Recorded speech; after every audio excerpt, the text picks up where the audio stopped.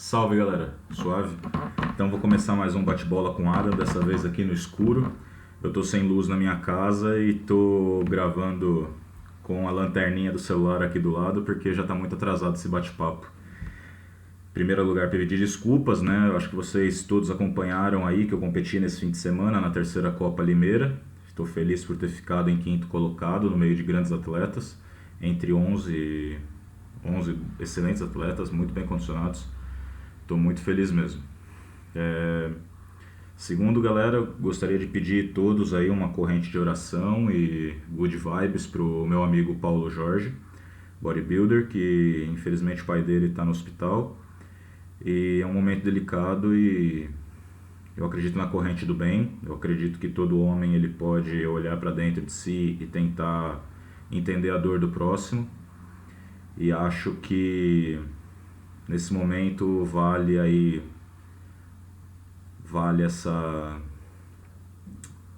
esse ato de bondade, beleza?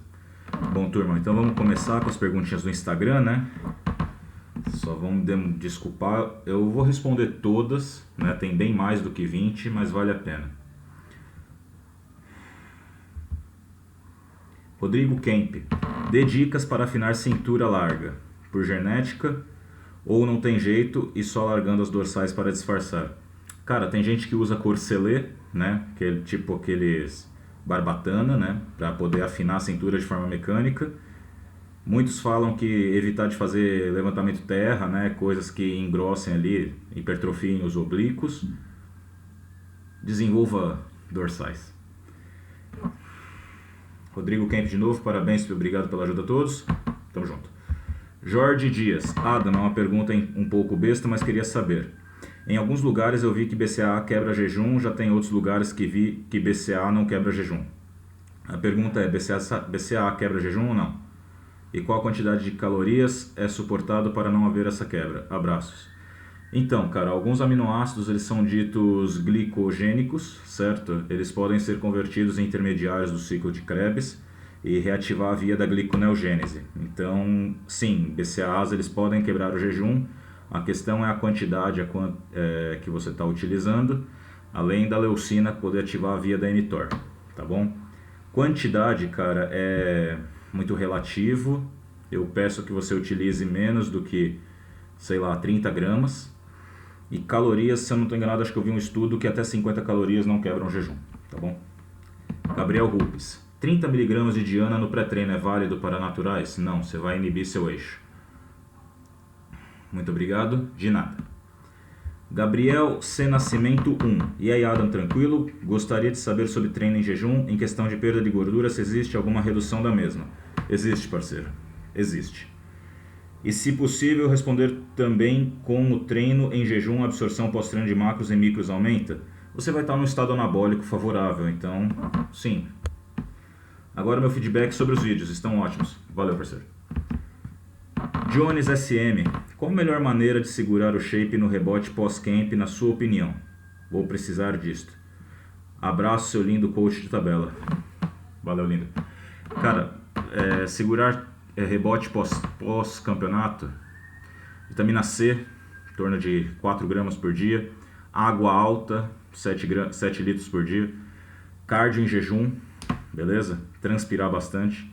Se possível, fazer aí uns 20 minutos de sauna, tá bom? O maior problema do rebote no pós-campeonato é o retorno muito rápido da quantidade de água. Tem pessoas que ganham 10 quilos em um dia. E, além disso, a quantidade de nutrientes circulantes, né? O sangue ele tende a ficar um pouco mais viscoso. Então, eu recomendo também o uso de 200 mg de aspirina tamponada por dia, nesse período. Rodrigo QCT.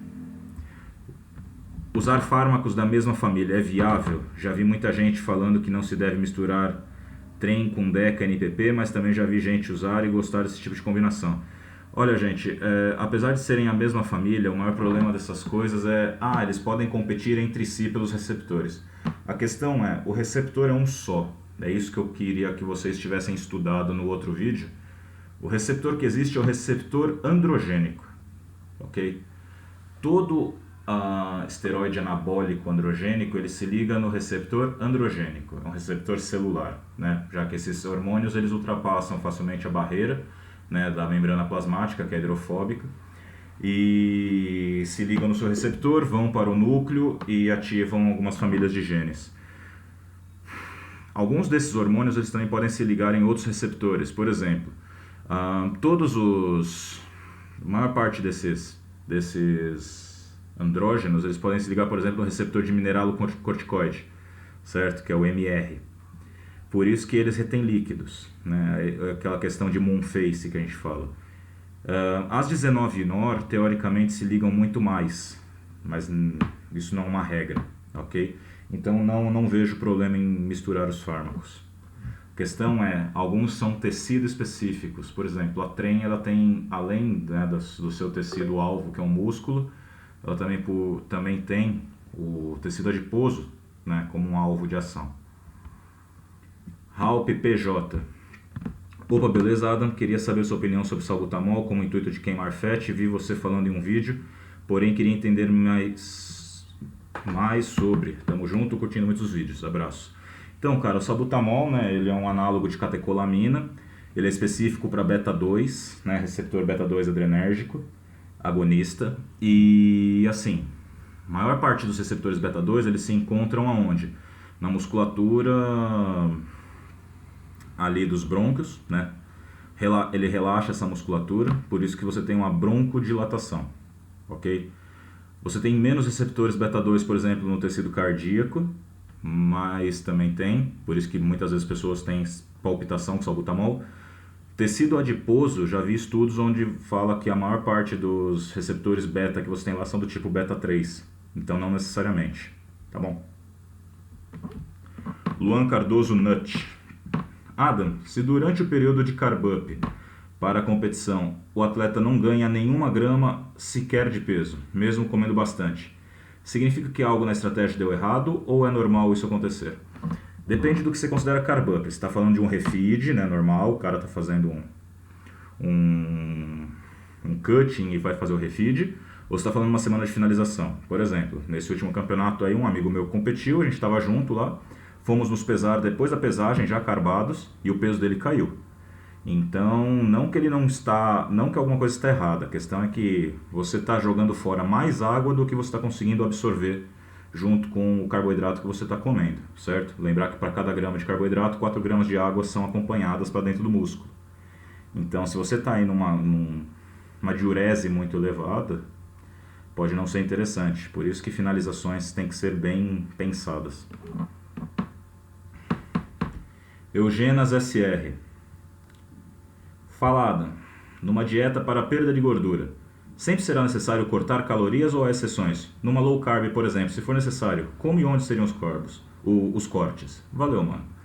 Então, Eugenas, assim, você tem que ter um déficit calórico, sim, sem problemas, né? Mas só que esse déficit calórico pode vir tanto da dieta ou aumentando o seu metabolismo. Como? Através do treino, através do cardio, né? Os períodos de EPOC. Numa dieta low carb, você já está low carb, mas só que... Por isso que eu falo que não adianta você ser muito restrito logo no começo, né? Você tem que quebrar platôs. Então, por exemplo, se você está comendo, num dia normal, 200 gramas de carbo no dia, e você entra em cutting, você não vai diminuir para 100 de uma vez só. Você vai diminuir para 160, certo? A partir desses 160, você já vai ter o suficiente, contanto que você mantenha isso ao longo das semanas, né? Não fique fazendo refeeds. Você já vai ter um déficit calórico, né? A partir do momento que o peso parar de cair, você vai começar a baixar. 150, 140, 100, 90, 0 e por aí vai. Cauê Melhado. Adam, na sua opinião, a fibra deve ser contada como um carboidrato ou ela não possui valor nutricional? Keep it up, bro. Você é foda. Tamo junto. Tamo junto, brother? Então, cara, o que acontece? As fibras, elas são carboidratos do tipo transverso, certo? O que acontece? Cada molécula de um açúcar, ela pode se ligar a outra, né? Ali entre a hidroxila e o grupo M-cetal, formando dois tipos de ligações, que a gente chama ou ligação alfa-glicosídica ou ligação beta-glicosídica, beleza? As ligações alfa-glicosídicas, elas são quebradas por alfa-amilases, certo? Ou alfa-carboidrases, como você quiser chamar. Nós temos esse tipo de enzima. As ligações beta-glicosídicas são aquelas que constituem o principal carboidrato dos vegetais, que é a celulose, beleza? Que forma a parede celular. Nós não temos beta-glicosidases ou beta-carboidrases, como você quiser chamar. Então, não tem necessidade de você contar esse tipo de caloria, já que ela não é absorvível, tá bom? Pedro Costa. Fala, Adam, beleza? Pessoas como você, Dr. Leandro Almeida, Padalino, são simplesmente foda. Estão pela internet dando as melhores informações possíveis. Ajudando como podem, ajudando muita gente. Continue sempre assim, parceiro. Sou fã dessas atitudes. O que tu acha sobre IF para ectomorfos, tanto para bulk como para cut? Já falei, é uma estratégia válida. Pode fazer o IF. Particularmente eu não gosto, para mim. Tem alunos que vão muito bem. Para mim é uma bosta. Mas, válido. Marilista. Glicerina como diurético alternativo, pode ser válido? Então, parceiro, entenda o seguinte, a glicerina ela é um agente emoliente, certo? Logo ela atrai água, certo? Por isso que em algumas pomadas, né, algumas preparações tópicas, a glicerina é utilizada como base justamente porque a recuperação do tecido depende de um aporte hídrico no local, certo? Mas só que a glicerina tem um problema muito sério. Se você não conseguir tirar ela do seu organismo, ela vai reter, vai puxar água, vai puxar água, vai puxar água e você vai virar um balão. Então não necessariamente é um diurético alternativo. Se você errar em 1 ml, fudeu. Oliveira Jean. Fala, Adam, beleza, brother? Quão válido você acha fazer o desmame para a transição de Blast para Cruze? Abraços e parabéns pela iniciativa, tamo junto. Blast é Blast, Cruze é Cruze. Se você precisar fazer desmame, não acho legal. Prefiro que você trabalhe com dosagens, beleza? Eu gosto de trabalhar 1/3 da dose do Blast no Cruze. Dividindo em 2 postagens, daqui a pouco tamo junto.